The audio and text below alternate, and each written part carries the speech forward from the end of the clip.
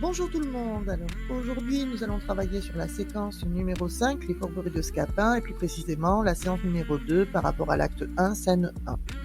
Allez, c'est parti. Tout d'abord, l'introduction.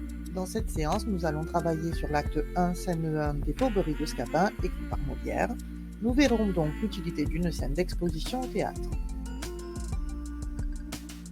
Commençons tout d'abord par étudier les personnages. Première question, qui est Octave? Octave, c'est un jeune homme qui a entre 16 et 19 ans. Il fait partie de la bourgeoisie car il a un valet. Il est amoureux, on le voit dès la première réplique. Et son père est parti et il a commis des actes qui ne plairaient pas du tout à son père. Deuxième question, comment s'appelle le père d'Octave? Le père d'Octave, il s'appelle Argante. Je peux le savoir grâce à la didascalie initiale qui présente les personnages au tout début de votre pièce.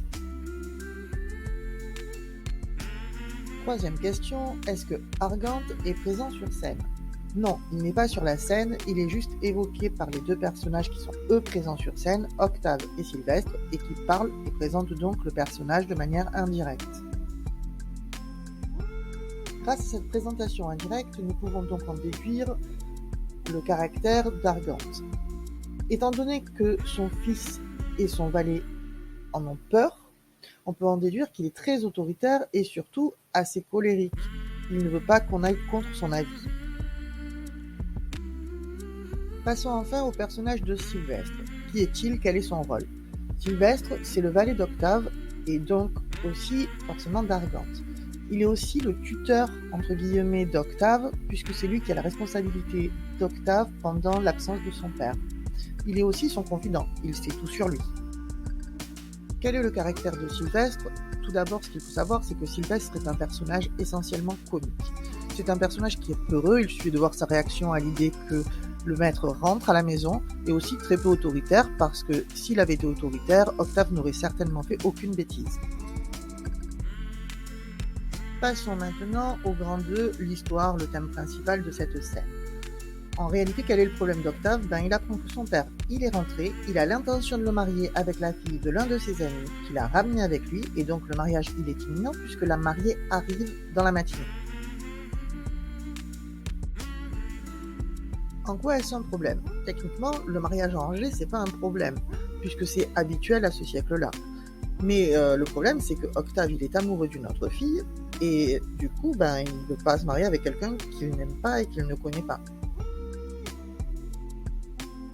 Enfin, comment a-t-il appris la nouvelle?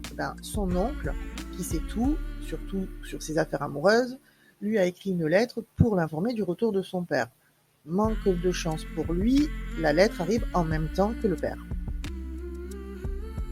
On passe enfin à la dernière partie de l'étude du texte, le cadre spatio-temporel.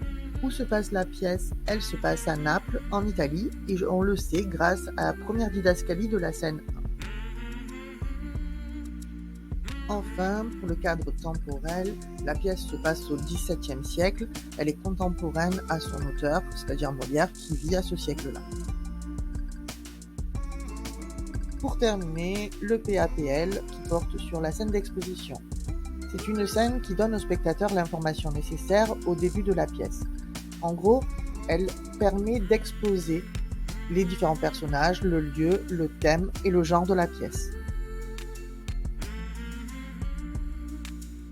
Voilà, l'explication est terminée. Pour demain mardi, vous devez lire la scène 2, répondre au questionnaire que je vous ai mis en mail via École Directe.